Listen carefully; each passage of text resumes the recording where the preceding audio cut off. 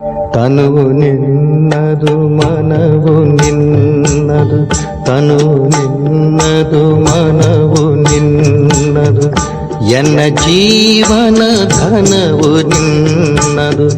ನಾನು ನಿನ್ನವನೆಂಬ ಹೆಮ್ಮೆಯ ಋಣವು ಮಾತ್ರವೇ ನನ್ನದು. ತನು ನಿನ್ನದು ಮನವು ನಿನ್ನದು.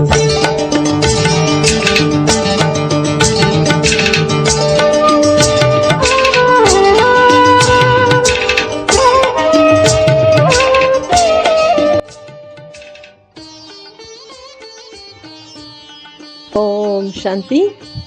Good morning. ಮುರಳಿ ದಿನಾಂಕ 4 ಜೂನ್ 26. ಪ್ರಾತಃ ಮುರಳಿ ಮಧುಬನ. ಶಿವತಂದೆ ನೆನಪಿದೆಯಾ? ಮುರಳಿಯ ಸಾರ: ಮಧುರ ಮಕ್ಕಳೇ, ನೀವು ಪಾರಲೌಕಿಕ ತಂದೆಯನ್ನು ಯಥಾರ್ಥ ರೀತಿಯಲ್ಲಿ ತಿಳಿದುಕೊಂಡಿದ್ದೀರಿ.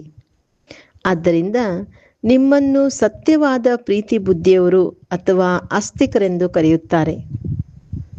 ಇಂದಿನ ಪ್ರಶ್ನೆ: ತಂದೆಯ ಯಾವ ಕರ್ತವ್ಯದಿಂದ ಭಕ್ತ ರಕ್ಷಕನೆಂದು ಸಿದ್ಧವಾಗುತ್ತದೆ?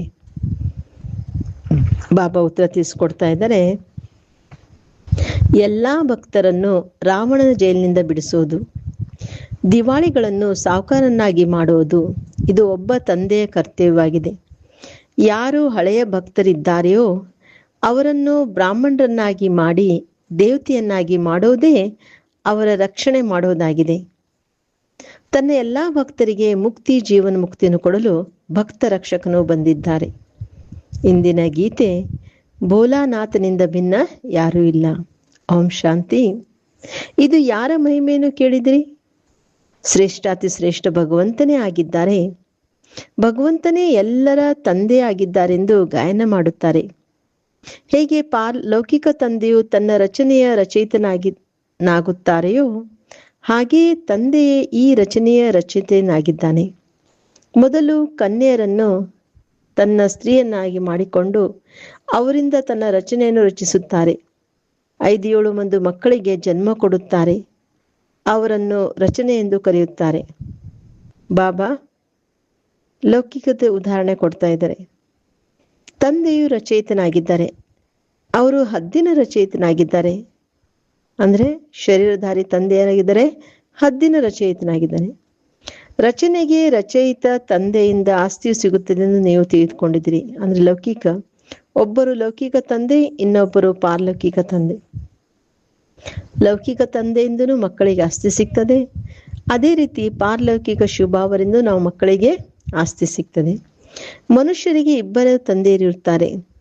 ಜ್ಞಾನ ಮತ್ತು ಭಕ್ತಿಯು ಭಿನ್ನ ಭಿನ್ನವಾಗಿದೆ. ನಂತರ ವೈರಾಗ್ಯ ಎಂದು ಮಕ್ಕಳಿಗೆ ತಿಳಿಸಲಾಗುತ್ತದೆ. ಈ ಸಮಯದಲ್ಲಿ ನೀವು ಸಂಗಮ ಯುಗದಲ್ಲಿ ಕುಳಿತಿದ್ದೀರಿ. ಬಾಕಿ ಎಲ್ಲರೂ ಕಲಿಯುಗದಲ್ಲಿ ಕುಳಿತಿದ್ದಾರೆ. ಎಲ್ಲ ಮಕ್ಕಳೇ ಆಗಿದ್ದಾರೆ. ಆದರೆ ನೀವು ಎಲ್ಲ ರಚಯಿತನಾದ ಬೇಹದ್ದಿನ ತಂದೆಯನ್ನು ತಿಳಿದುಕೊಂಡಿದ್ದೀರಿ. ಲೌಕಿಕ ತಂದೆ ಇದ್ದರೂ ಸಹ ಆ ಪಾರಲೌಕಿಕ ತಂದೆ ನೆನಪು ಮಾಡುತ್ತಾರೆ. ಸತ್ಯುಗದಲ್ಲಿ ಲೌಕಿಕ ತಂದೆ ಇದ್ದರೂ ಪಾರಲೌಕಿಕ ತಂದೆ ನೆನಪು ಮಾಡೋದಿಲ್ಲ, ಏಕೆಂದರೆ ಅದು ಸುಖಧಾಮವಾಗಿದೆ. ಇದು ಪಾರಲೌಕಿಕ ತಂದೆಯನ್ನು ದುಃಖದಲ್ಲಿ ನೆನಪು ಮಾಡುತ್ತಾರೆ. ಇಲ್ಲಿ ಮನುಷ್ಯರಿಗೆ ಓದಿಸಿ ಬುದ್ಧಿವಂತರನ್ನಾಗಿ ಮಾಡಲಾಗುತ್ತದೆ. ಭಕ್ತಿ ಮಾರ್ಗದಲ್ಲಿ ಮನುಷ್ಯರು ತಂದೆಯನ್ನು ತಿಳಿದುಕೊಂಡಿಲ್ಲ. ಪರಂಪಿತ ಪರಮಾತ್ಮ ಹೇ ಗಾಡ್ ಫಾದರ್, ಹೇ ದುಃಖಾರ್ಥ ಸುಖಕರ್ತ ಎಂದು ಹೇಳುತ್ತಾರೆ. ನಂತರ ಸರ್ವವ್ಯಾಪಿ ಎಂದು ಹೇಳಿಬಿಡುತ್ತಾರೆ. ನಂತರ ಕಲ್ಲು, ಕಣದಲ್ಲಿ ನಾಯಿ, ಬೆಕ್ಕು ಎಲ್ಲದರಲ್ಲಿ ಇದ್ದಾರೆಂದು ಹೇಳುತ್ತಾರೆ. ಪರಮಾತ್ಮ ತಂದೆಯನ್ನು ಸಹ ನಿಂದನೆ ಮಾಡಲು ಆರಂಭಿಸುತ್ತಾರೆ. ನೀವು ತಂದೆಯ ಮಕ್ಕಳಾಗಿದ್ದೀರಿ, ಆದ್ದರಿಂದ ನೀವು ಆಸ್ತಿಕರಾಗಿದ್ದೀರಿ. ತಂದೆ ಜೊತೆ ನಿಮ್ಮದು ಪ್ರೀತಿ ಬುದ್ಧಿ ಇದೆ, ಬಾಕಿ ಎಲ್ಲರದ್ದು ವಿಪರೀತ ಬುದ್ಧಿ ಇದೆ. ಈಗ ನೀವು ತಿಳಿದುಕೊಂಡಿದ್ದೀರಿ, ಮಹಾಭಾರತ ಯುದ್ಧವು ಎದುರಿಗೆ ನಿಂತಿದೆ.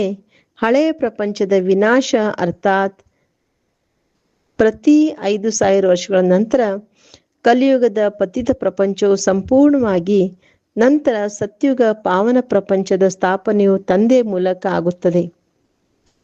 ಆದ್ದರಿಂದಲೇ ಅವರನ್ನು ಪತಿತ ಪಾವನ ಬನ್ನಿ ಎಂದು ಕರೆಯುತ್ತಾರೆ.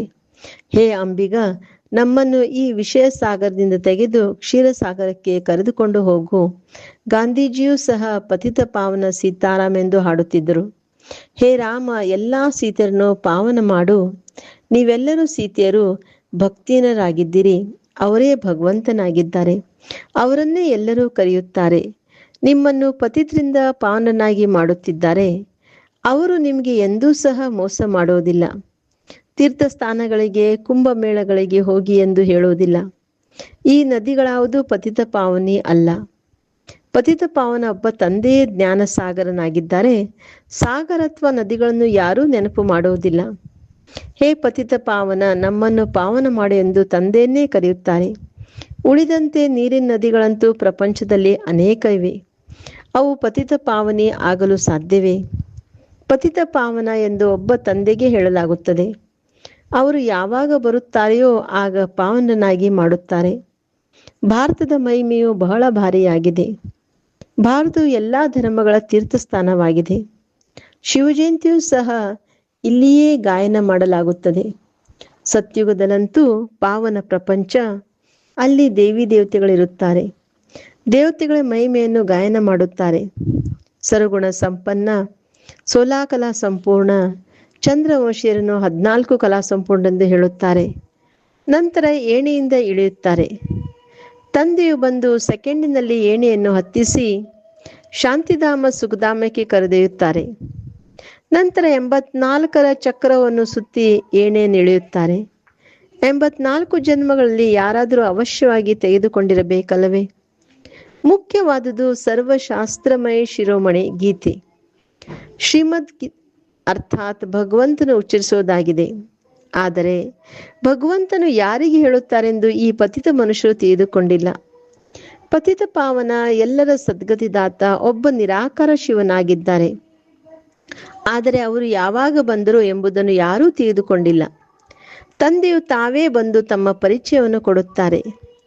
ಈಗ ನೋಡಿ, ಈ ಗಂಡು ಮಕ್ಕಳು ಹೆಣ್ಣು ಮಕ್ಕಳು ಇಬ್ಬರೂ ಬಾಬಾ ಎನ್ನುತ್ತಾರೆ. ಗಾಯನೂ ಇದೆ, ನೀವೇ ತಂದೆ, ನೀವೇ ತಾಯಿ. ನಿಮ್ಮ ಈ ರಾಜಯೋಗವನ್ನು ಕಲಿಯೋದ್ರಿಂದ ಅಪಾರವಾದ ಸುಖ ಸಿಗುತ್ತದೆ. ಬೇಹದ್ದಿನ ತಂದೆಯಿಂದ ಸ್ವರ್ಗದ 21 ಜನ್ಮಗಳ ಆಸ್ತಿಯನ್ನು ಪಡೆಯೋದಕ್ಕೆ ನೀವು ಇಲ್ಲಿ ಬರುತ್ತೀರಿ. ಶಿವಜಯಂತಿಯನ್ನು ಭಾರತದಲ್ಲೇ ಆಚರಿಸುತ್ತಾರೆ.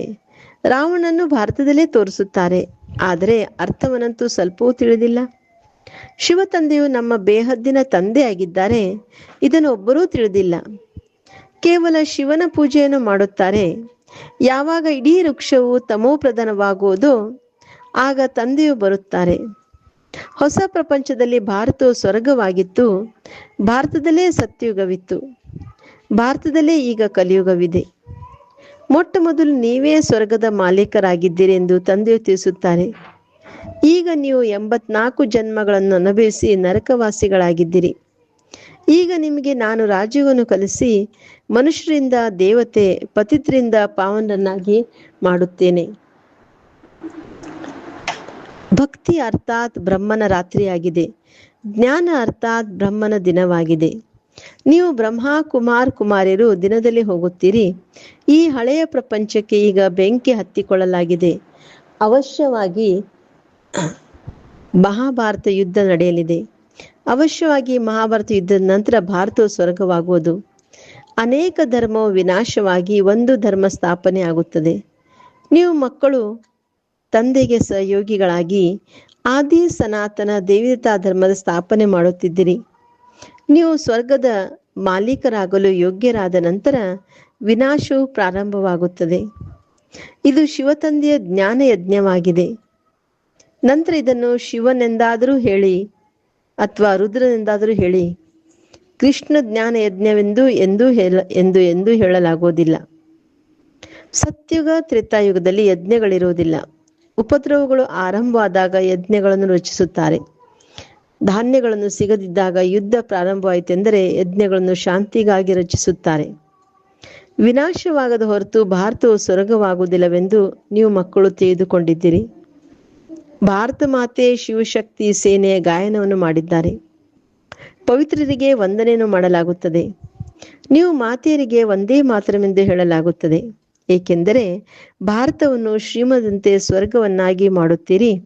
ಮೃತ್ಯುವಂತೂ ಎಲ್ಲರ ತಲೆಯ ಮೇಲಿದೆ. ಆದ್ದರಿಂದ ಇದೊಂದು ಜನ್ಮದಲ್ಲಿ ಪವಿತ್ರರಾಗಿ ತಂದೆಯನ್ನು ನೆನಪು ಮಾಡುವುದರಿಂದ ನೀವು ತಮೋ ಪ್ರಧಾನರಿಂದ ಸತೋ ಪ್ರಧಾನರಾಗಿ ಬಿಡುವಿರಿ. ಈಗ ನೀವು ಶೂದ್ರರಿಂದ ಬ್ರಾಹ್ಮಣರಾಗಿ ನಂತರ ದೇವತೆಗಳಾಗುತ್ತೀರಿ. ಇದು ಹೊಸ ಮಾತೇನಲ್ಲ. ಕಲ್ಪ ಪ್ರತಿ 5,000 ವರ್ಷದ ನಂತರ ಈ ಚಕ್ರವು ಸುತ್ತುತ್ತಿರುತ್ತದೆ. ನರಕದಿಂದ ಸ್ವರ್ಗವಾಗುತ್ತದೆ. ಪತಿತ ಪ್ರಪಂಚದಲ್ಲಿ ಮನುಷ್ಯರು ಯಾವುದೇ ಕರ್ಮವನ್ನು ಮಾಡುತ್ತಾರೆಂದರೆ ಅದು ವಿಕರ್ಮವೇ ಆಗುತ್ತದೆ. 5,000 ವರ್ಷಗಳ ಮೊದಲು ಕರ್ಮ, ವಿಕರ್ಮ, ಅಕರ್ಮದ ಗತಿಯನ್ನು ತಿಳಿಸಲಾಗುತ್ತದೆ. ಈಗ ಪುನಃ ನಿಮಗೆ ತಿಳಿಸುತ್ತೇನೆ ಎಂದು ತಂದೆಯು ತಿಳಿಸುತ್ತಾರೆ. ನಾನು ಪರಂಪಿತ ಪರಮಾತ್ಮ ನಿರಾಕಾರ ನಿಮ್ಮ ತಂದೆಯಾಗಿದ್ದೇನೆ. ಈ ಶರೀರದ ಆಧಾರವನ್ನು ತೆಗೆದುಕೊಂಡಿದ್ದೇನೆ. ಆದರೆ ಇವರಂತೂ ಭಗವಂತನಲ್ಲ. ಅಂದರೆ ಬ್ರಹ್ಮ ತಂದೆ ಪರಮಾತ್ಮನಲ್ಲ, ಭಗವಂತನಲ್ಲ. ಮನುಷ್ಯರನ್ನು ದೇವತೆ ಎಂದು ಕರೆಯಲು ಸಾಧ್ಯವಿಲ್ಲ. ಅಂದ ಮೇಲೆ ಮನುಷ್ಯರನ್ನು ಭಗವಂತನೆಂದು ಕರೆಯಲು ಹೇಗೆ ಸಾಧ್ಯ? ನೀವು 84 ಜನ್ಮವನ್ನು ತೆಗೆದುಕೊಳ್ಳುತ್ತಾ ಕೆಳಗಿಳಿಯುತ್ತಾ ಬಂದಿದ್ದೀರಿ. ಮೇಲೆ ಹೋಗಲು ಯಾರೂ ಸಾಧ್ಯವಿಲ್ಲ ಎಂದು ತಿಳಿಸುತ್ತಾರೆ. ಎಲ್ಲರೂ ಪತಿತರಾಗುವ ದಾರಿಯನ್ನೇ ತೋರಿಸುತ್ತಾರೆ. ಸ್ವಯಂ ತಾವೂ ಸಹ ಪತಿತರಾಗುತ್ತಾರೆ. ಆದ್ದರಿಂದಲೇ ಅವರ ಉದ್ಧಾರವೂ ಸಹ ಮಾಡಲು ನಾನು ಬರಬೇಕಾಗುತ್ತದೆ. ಇದು ರಾವಣನ ರಾಜ್ಯವಾಗಿದೆ. ನೀವೀಗ ರಾವಣ ರಾಜ್ಯದಿಂದ ಹೊರ ಬಂದಿದ್ದೀರಿ. ಇದು ನಿಧಾನವಾಗಿ ಎಲ್ಲರಿಗೆ ತಿಳಿಯುತ್ತದೆ. ಬ್ರಾಹ್ಮಣರಾಗದ ಹೊರತು ಶಿವ ತಂದೆಯಿಂದ ಆಸ್ತಿಯನ್ನು ಪಡೆಯಲು ಸಾಧ್ಯವಿಲ್ಲ. ಇಬ್ಬರು ತಂದೆ ಇದ್ದಾರೆ. ಒಬ್ಬರು ನಿರಾಕಾರ ತಂದೆ, ಇನ್ನೊಬ್ಬರು ಸಾಕಾರ ತಂದೆ ಆಗಿದ್ದಾರೆ. ಸಾಕಾರಿ ತಂದೆಯಿಂದ ಸಾಕಾರಿ ಮಕ್ಕಳಿಗೆ ಆಸ್ತಿಯು ಸಿಗುತ್ತದೆ. ನಂತರ ನಿರಾಕಾರ ಬೇಹದ್ದಿನ ತಂದೆಯಿಂದ ನಿರಾಕಾರಿ ಆತ್ಮಗಳಿಗೆ ಆಸ್ತಿಯು ಸಿಗುತ್ತದೆ. ಮೊದಲ ತಂದೆಯಿಂದ ನೀವು 21 ಜನ್ಮಕ್ಕಾಗಿ ಸುಖಧಾಮದ ಆಸ್ತಿಯನ್ನು ಪಡೆಯಲು ಬಂದಿದ್ದೇವೆಂದು ನೀವು ಮಕ್ಕಳು ತಿಳಿದುಕೊಂಡಿದ್ದೀರಿ. ಯೋಗ ಬಲದಿಂದ ನೀವು ವಿಶ್ವದ ಮಾಲೀಕರಾಗಿದ್ದೀರಿ, ಯಾವುದೇ ಆಯುಧಗಳಿಂದಲ್ಲ. ಬಾಬಾ ತಿಳಿಸ್ಕೊಡ್ತಾ ಇದ್ದಾರೆ, ನಾವು ವಿಶ್ವದ ಮಾಲೀಕರು ಹೇಗಾಗ್ತೇವೆ? ಯೋಗ ಬಲದಿಂದ. ಅದಕ್ಕೋಸ್ಕರ ನಾವೆಷ್ಟು ಯೋಗ ಮಾಡ್ತೇವೆ ಅಷ್ಟು ವಿಶ್ವದ ಮಾಲೀಕರಾಗ್ತೇವೆ. ನೀವು ಮಕ್ಕಳು ತಿಳಿದುಕೊಂಡಿದ್ದೀರಿ, ತಂದೆಯ ಜೊತೆ ಬುದ್ಧಿಯೋಗವನ್ನು ಜೋಡಿಸಿ ವಿಕರ್ಮವನ್ನು ವಿನಾಶ ಮಾಡಿಕೊಂಡು ನಾವೇನು ಮಾಡಬೇಕಾಗಿದೆ? ಸತ್ಯುಗಕ್ಕೆ ಹೋಗಲಿಕ್ಕೆ ಯೋಗ್ಯರಾಗಬೇಕಾಗಿದೆ. ವಿಷ್ಣುಪುರಿಯ ಮಾಲೀಕರಾಗುತ್ತೇವೆ. ಈಗ ಅಮರಲೋಕಕ್ಕೆ ಹೋಗಲು ಅಮರ ಕಥೆಯನ್ನು ಕೇಳುತ್ತಿದ್ದೀರಿ. ಅಲ್ಲಿ ಅಕಾಲ ಮೃತ್ಯುವಂತೂ ಎಂದೂ ಆಗುವುದಿಲ್ಲ. ದುಃಖದ ಹೆಸರು ಗುರುತು ಇರುವುದಿಲ್ಲ. ನೀವು ಮಕ್ಕಳು ಈಗ ಬೇಹದ್ದಿನ ತಂದೆಯ ಶ್ರೀಮತಂತೆ ನಡೆದು ಶ್ರೇಷ್ಠಾತಿ ಶ್ರೇಷ್ಠ ದೇವತೆಗಳಾಗುತ್ತಿದ್ದೀರಿ. ಇದು ಯಾವುದೇ ಶಾಸ್ತ್ರಗಳ ಜ್ಞಾನವಲ್ಲ. ವಿಷ್ಣುವಿನ ನಾಭಿಯಿಂದ ಬ್ರಹ್ಮನು ಬಂದನೆಂದು ತೋರಿಸುತ್ತಾರೆ. ಅವನ ಕೈಯಲ್ಲಿ ಶಾಸ್ತ್ರಗಳನ್ನು ತೋರಿಸುತ್ತಾರೆ. ಬ್ರಹ್ಮನ ಮುಖಾಂತರ ನಾನು ನಿಮಗೆ ಇಡೀ ಪ್ರಪಂಚದ ರಚನೆಯ ಆದಿ ಮಧ್ಯ ಅಂತದ ಜ್ಞಾನವನ್ನು ತಿಳಿಸುತ್ತೇನೆಂದು ತಂದೆ ಹೇಳುತ್ತಾರೆ. ನಾನೇ ಜ್ಞಾನ ಸಾಗರನಾಗಿದ್ದೇನೆ. ಗಾಯನೂ ಇದೆ. ಜ್ಞಾನ ಸೂರ್ಯ ಪ್ರಕಟ, ಅಜ್ಞಾನ ಅಂಧಕಾರ ವಿನಾಶ. ಸತ್ಯುಗದಲ್ಲಿ ಅಜ್ಞಾನವಿರುವುದಿಲ್ಲ, ಅದಂತೂ ಸತ್ಯಖಂಡವಾಗಿರುತ್ತದೆ. ಅಂದ ಮೇಲೆ ಭಾರತವು ವಜ್ರ ಸಮಾನವಾಗಿತ್ತು. ವಜ್ರ ವೈಡೂರ್ಯಗಳ ಮಹಲುಗಳು ಇದ್ದವು. ಈಗಂತೂ ಮನುಷ್ಯರಿಗೆ ಸಂಪೂರ್ಣವಾಗಿ ತಿನ್ನಲು ಸಹ ಇಲ್ಲದಂತಾಗಿದೆ. ಕಂಗಾಲ ಆಗಿರುವ ವಿಶ್ವವನ್ನು ಮತ್ತೆ ಸಾಹುಕಾರನಾಗಿ ಯಾರು ಮಾಡುತ್ತಾರೆ? ಇದು ತಂದೆಯದೇ ಕೆಲಸವಾಗಿದೆ. ತಂದೆಗೆ ದಯೆ ಬರುತ್ತದೆ. ನಿಮಗೆ ರಾಜ್ಯವನ್ನು ತೀರಿಸಿಕೊಡಲು ನನ್ನಿಂದ ನಾರಾಯಣನಾಗಿ, ನಾರಿಯನ್ನು ಲಕ್ಷ್ಮಿಯನ್ನಾಗಿ ಮಾಡಲು ಬರುತ್ತೇನೆಂದು ತಂದೆಯು ತಿಳಿಸುತ್ತಾರೆ. ಭಕ್ತರ ರಕ್ಷಕ ಒಬ್ಬರೇ ತಂದೆಯಾಗಿದ್ದಾರೆ. ರಾವಣ ಜೈಲಿನಿಂದ ಬಿಡಿಸಿ ನಿಮ್ಮನ್ನು ಸುಖಧಾಮಕ್ಕೆ ಕರೆದುಕೊಂಡು ಹೋಗುತ್ತೇನೆ. ಇಡೀ ಪ್ರಪಂಚದಲ್ಲಿ ಯಾರು ಬ್ರಾಹ್ಮಣರಾಗುತ್ತಾರೆಯೋ ಅವರೇ ದೇವತೆಗಳಾಗುವರು. ಬ್ರಹ್ಮನ ಹೆಸರು ಸಹ ಪ್ರಜಾಪಿತ ಬ್ರಹ್ಮನೆಂದು ಪ್ರಸಿದ್ಧವಾಗಿದೆ. ನೀವು ಬ್ರಾಹ್ಮಣರು ಎಲ್ಲರಿಗಿಂತ ಉತ್ತಮರಾಗಿದ್ದೀರಿ. ನೀವು ಭಾರತದ ಸತ್ಯ ಆತ್ಮಿಕ ಸೇವೆ ಮಾಡುತ್ತಿದ್ದೀರಿ. ತಂದೆ ನೆನಪಿನಿಂದಲೇ ವಿಕರ್ಮಗಳು ವಿನಾಶವಾಗುತ್ತವೆ. ಪತಿತರಿಂದ ಪಾವನವಾಗುವುದನ್ನು ಬಿಟ್ಟರೆ ಮತ್ತಾವುದೇ ದಾರಿ ಇಲ್ಲ. ನೆನಪಿನಿಂದಲೇ ತುಕ್ಕು ಭಸ್ಮವಾಗುತ್ತದೆ. ಯಾವುದು ಅಪ್ಪಟ ಚಿನ್ನವಾಗಿದೆ, ಯಾವುದು ನಕಲಿ ಚಿನ್ನವಾಗುತ್ತದೆ ಎಂದು ಆಚಾರ್ಯಗಳು ತಿಳಿದಿರುತ್ತಾರೆ. ಅಂದರೆ ಯಾರು ಚಿನ್ನದ ಕೆಲಸ ಮಾಡ್ತಾರಲ್ಲ ಅವರು. ಅದರಲ್ಲಿ ಬೆಳ್ಳಿ, ತಾಮ್ರ, ಲೋಹ ಹಾಕಿದಾಗ ಚಿನ್ನದ ಅಂಶವು ಕಡಿಮೆ ಆಗುತ್ತದೆ. ನೀವು ಸಹ ಸತೋಪ್ರಧಾನರಾಗಿದ್ದೀರಿ. ನಿಮ್ಮಲ್ಲಿಯೂ ತುಕ್ಕು ಬೀಳುತ್ತದೆ, ಅಂದರೆ ಆತ್ಮದಲ್ಲಿ ತುಕ್ಕು ಬೀಳುತ್ತದೆ. ಆದ್ದರಿಂದ ತಮೋಪ್ರಧಾನರಾಗುತ್ತೀರಿ. ಈಗ ಪುನಃ ಸತೋಪ್ರಧಾನರಾದಾಗಲೇ ಸತ್ಯುಗದಲ್ಲಿ ಹೋಗಲು ಸಾಧ್ಯ. ಯಾವುದೇ ದೇಹದಾರಿಯನ್ನು ನೆನಪು ಮಾಡಬೇಡಿ. ಗೃಹಸ್ಥ ವ್ಯವಹಾರದಲ್ಲಿರುತ್ತಾ ಒಬ್ಬ ತಂದೆಯನ್ನು ಬಿಟ್ಟು ಯಾರನ್ನೂ ನೆನಪು ಮಾಡಬಾರದು. ಅಂದಾಗ ನೀವು ಸ್ವರ್ಗಪುರಿಯ ಮಾಲೀಕರಾಗಿ ಬಿಡುತ್ತೀರಿ. ಸ್ವರ್ಗ ಅಥವಾ ವಿಷ್ಣುಪುರಿಯಾಗಿತ್ತು, ಈಗ ರಾವಣಪುರಿಯಾಗಿದೆ. ಪುನಃ ಅವಶ್ಯವಾಗಿ ವಿಷ್ಣುಪುರಿಯಾಗುತ್ತದೆ. ಸಾಧು ಸಂತರೆಲ್ಲರನ್ನೂ ಉದ್ಧಾರ ಮಾಡಲು ಬರುತ್ತೇನೆ. ಅದಕ್ಕೆ ಯದಾ ಯದಾ ಈ ಧರ್ಮಸ್ಯ ಗ್ಲಾನಿರ್ಭವತಿ ಭಾರತ ಅಭ್ಯುತ್ಥಾನಮಧರ್ಮಸ್ಯ ತದಾತ್ಮಾನಂ ಸೃಜಾಮ್ಯಹಂ. ಅಂದರೆ ಯಾವಾಗ ಯಾವಾಗ ಧರ್ಮಗ್ಲಾನಿ ಆಗ್ತದೆ, ಅಧರ್ಮ ಅತ್ಯಾಚಾರ ಆಗ್ತದೆ, ಆಗ ಸತ್ಯಧರ್ಮ ಸ್ಥಾಪನೆ ಮಾಡಲಿಕ್ಕೆ ನಾನು ಭಾರತಕ್ಕೆ ಬರ್ತೇನೆ. ಇದು ಭಾರತದ ಮಾತಾಗಿದೆ. ಸರ್ವರ ಸದ್ಗತಿದಾತ ನಾನೊಬ್ಬನೇ ಶಿವ ತಂದೆ ಆಗಿದ್ದೇನೆ. ಶಿವ ರುದ್ರ ಎಂಬುದೆಲ್ಲವೂ ಅವರದೇ ಹೆಸರುಗಳಾಗಿವೆ. ಅನೇಕ ಹೆಸರುಗಳನ್ನು ಇಟ್ಟು ಬಿಟ್ಟಿದ್ದಾರೆ. ನನ್ನ ಸತ್ಯವಾದ ಹೆಸರು ಶಿವ ಎಂದಾಗಿದೆ ಎಂದು ತಿಳಿಸುತ್ತಾರೆ. ನಾನು ಶಿವನಾಗಿದ್ದೇನೆ. ನೀವು ಮಕ್ಕಳು ಸಾಲಿಗ್ರಾಮಗಳಾಗಿದ್ದೀರಿ. ನೀವು ಅರ್ಧಕಲ್ಪ ದೇಹಾಭಿಮಾನದಲ್ಲಿರ್ತೀರಿ. ಈಗ ದೇಹಿ ಅಭಿಮಾನಿಗಳಾಗಿ ಒಬ್ಬ ತಂದೆಯನ್ನು ತಿಳಿಯುವುದರಿಂದ ಎಲ್ಲವನ್ನೂ ತಿಳಿದು ಬಿಡುತ್ತೀರಿ. ಮಾಸ್ಟರ್ ಜ್ಞಾನ ಸಾಗರರಾಗುತ್ತೀರಿ. ಒಳ್ಳೆಯದು. ಮಧುರಾತಿ ಮಧುರ ಅಗಲಿ ಹೋಗಿ ಮರಳಿ ಸಿಕ್ಕಿರುವ ಮಕ್ಕಳ ಪ್ರತಿ ಮಾತ್ಪಿತಾ ಬಾಪ್ದಾದರವರ ನೆನಪು, ಪ್ರೀತಿ ಹಾಗೂ ಸುಪ್ರಭಾತ. ಆತ್ಮಿಕ ಮಕ್ಕಳಿಗೆ ಆತ್ಮಿಕ ತಂದೆಯ ನಮಸ್ತೆ. ನಾವೆಲ್ಲ ಆತ್ಮಿಕ ಮಕ್ಕಳ ಆತ್ಮಿಕ ತಂದೆಗೆ ನಮಸ್ತೆ ನಮಸ್ತೆ ನಮಸ್ತೆ. ಧಾರಣೆಗಾಗಿ ಮುಖ್ಯ ಸಾರ. ಫಸ್ಟ್ ಪಾಯಿಂಟ್, ಶ್ರೀಮತದಂತೆ ನಡೆದು ಶ್ರೇಷ್ಠಾತಿ ಶ್ರೇಷ್ಠ ದೇವತೆಗಳಾಗಬೇಕಾಗಿದೆ. ಇಡೀ ವಿಶ್ವದಲ್ಲಿ ಸತ್ಯವಾದ ಆತ್ಮಿಕ ಸೇವೆ ಮಾಡಬೇಕಾಗಿದೆ. ಆದಿ ಸನಾತನ ದೇವಿದತಾ ಧರ್ಮದ ಸ್ಥಾಪನೆಗೆ ತಂದೆಗೆ ಸಂಪೂರ್ಣ ಸಹಯೋಗಿಗಳಾಗಬೇಕಾಗಿದೆ. ಸೆಕೆಂಡ್ ಪಾಯಿಂಟ್, ಆತ್ಮವನ್ನು ಸತ್ಯ ಚಿಹ್ನವನ್ನಾಗಿ ಮಾಡಲು ಒಬ್ಬ ತಂದೆ ವಿನಃ ಯಾವ ದೇಹದಾರಿಯನ್ನು ನೆನಪು ಮಾಡಬಾರದು. ಪಾರಲೌಕಿಕ ತಂದೆ ಜೊತೆ ಸತ್ಯವಾದ ಪ್ರೀತಿ ನೀಡಬೇಕು. ಇವತ್ತಿನ ವರದಾನ ಆಗಿದೆ. ಆತ್ಮಿಕ ಉನ್ನತಿಯ ಸಾಧನದ ಮೂಲಕ ಸರ್ವ ಪರಿಸ್ಥಿತಿಗಳ ಮೇಲೆ ವಿಜಯ ಪ್ರಾಪ್ತಿ ಮಾಡಿಕೊಳ್ಳುವಂತಹ ಅಕಾಲ್ ಮೂರ್ತಿ ಭವ. ಹೇಗೆ ಶರೀರ ನಿರ್ವಹಣೆಗಾಗಿ ಅನೇಕ ಸಾಧನಗಳನ್ನು ಉಪಯೋಗಿಸುತ್ತೀರಿ, ಹಾಗೆಯೇ ಆತ್ಮಿಕ ಉನ್ನತಿಗಾಗಿಯೂ ಸಾಧನವನ್ನು ಉಪಯೋಗಿಸಿರಿ. ಇದಕ್ಕಾಗಿ ಸದಾ ಅಕಾಲ್ ಮೂರ್ತಿ ಸ್ಥಿತಿಯಲ್ಲಿ ಸ್ಥಿತರಾಗುವ ಅಭ್ಯಾಸ ಮಾಡಿರಿ. ಸ್ವಯಂವನ್ನು ಅಕಾಲ್ ಮೂರ್ತಿ ಎಂದು ತಿಳಿದುಕೊಂಡು ನಡೆಯುವವರು ಅಕಾಲ ಮೃತ್ಯುವಿನಿಂದ, ಅಕಾಲದಿಂದ, ಸರ್ವ ಸಮಸ್ಯೆಗಳಿಂದ ಪಾರಾಗಿ ಬಿಡುತ್ತಾರೆ. ಮಾನಸಿಕ ಚಿಂತೆಗಳು, ಮಾನಸಿಕ ಪರಿಸ್ಥಿತಿಗಳನ್ನು ದೂರಗೊಳಿಸುವುದಕ್ಕಾಗಿ ಕೇವಲ ತಮ್ಮ ಹಳೆಯ ಶರೀರದ ಪರಿವೆಯನ್ನು ಅಳಿಸುತ್ತಾ ಸಾಗಿರಿ. ಇವತ್ತಿನ ಸ್ಲೋಗನ್ ಆಗಿದೆ, ಯಾವುದೇ ಮಾತನ್ನು ಮತ್ತೆ ಮತ್ತೆ ಬೇಸರವಾಗುತ್ತಾರೆಯೋ ಅವರು ಅಂತ್ಯದಲ್ಲಿ ಅನುತ್ತೀರ್ಣರು ಆಗಿಬಿಡುತ್ತಾರೆ. ಮಾತೇಶ್ವರ ಅಮೂಲ್ಯ ಮಹಾವಾಕ್ಯಗಳು. ಮನುಷ್ಯನು ಸಾಕ್ಷಾತ್ಕಾರದಲ್ಲಿ ಹೇಗೆ ಹೋಗುವನು? ಸಾಕ್ಷಾತ್ಕಾರದಲ್ಲಿ ಹೋಗೋದರ ಬಗ್ಗೆ ಬಹಳ ಸೂಕ್ಷ್ಮವಾದ ಸಿದ್ಧಾಂತಗಳಿವೆ. ಅಂತವಾಕ ಶರೀರದ ಮೂಲಕ ಹೋಗಿ ಸುತ್ತಾಡಿಕೊಂಡು ಬರುತ್ತಾರೆ. ಹೇಗೆ ಯಾರಾದರೂ ಹೊರಗೆ ಸುತ್ತಾಡಲು ಹೋಗುತ್ತಾರಲ್ಲವೇ? ಸುತ್ತಾಡಲು ಹೋದರೆಂದರೆ ಸತ್ತರು ಎನ್ನುವಂತಲ್ಲ, ಅವರು ಸುತ್ತಾಡಿಕೊಂಡು ಹಿಂತಿರುಗಿ ಬರುವರಲ್ಲವೇ? ಅದೇ ರೀತಿ ಇಲ್ಲಿ ಆತ್ಮವು ಸಹ ಈ ಶರೀರದಿಂದ ಹೊರಬಂದು ಅಂತವಾಕ ಶರೀರದಿಂದ ಪರಿಕ್ರಮ ಮಾಡಲು ಹೋಗುತ್ತದೆ. ಸ್ವಲ್ಪ ಸಮಯಕ್ಕಾಗಿ ಆತ್ಮವು ಹಾರುವ ಪಕ್ಷಿಯಾಗುತ್ತದೆ. ಇದು ಸಹ ಪರಮಾತ್ಮಂದೇ ಕಾರ್ಯವಾಗಿದೆ. ಅವರ ಸ್ನೇಹವನ್ನು ಸೆಳೆಯುತ್ತಾ ಅವರಿಗೆ ದಿವ್ಯ ದೃಷ್ಟಿಯಿಂದ ಸಾಕ್ಷಾತ್ಕಾರ ಮಾಡಿಸುತ್ತಾರೆ.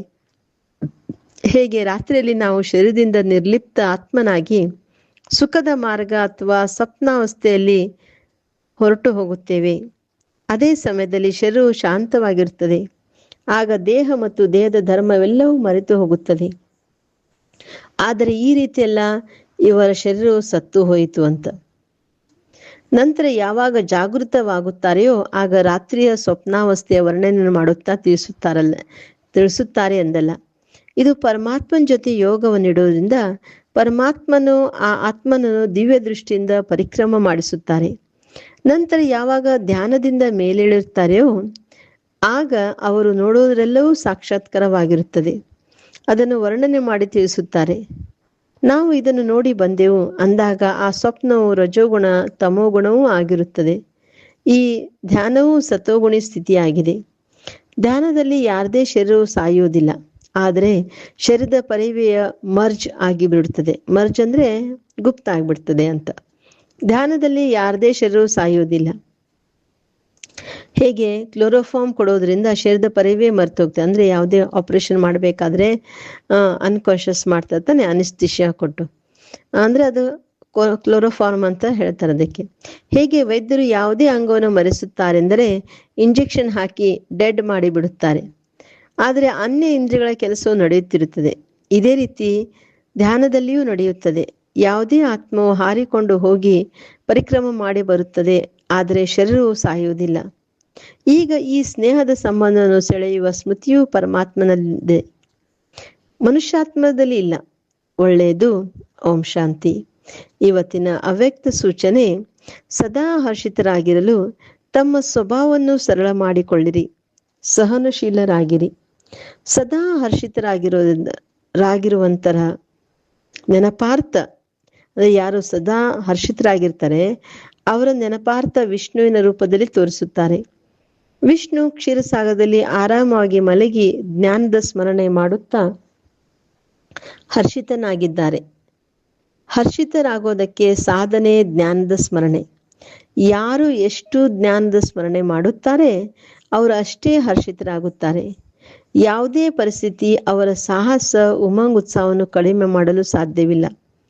ಅವರು ಸಹನಶೀಲತೆಯ ಶಕ್ತಿಯಿಂದ ಪ್ರತಿ ಪರಿಸ್ಥಿತಿಯನ್ನು ಸಹಜವಾಗಿ ಪಾರು ಮಾಡುತ್ತಾರೆ. Okay. Om Shanti. Have a nice day. Take care.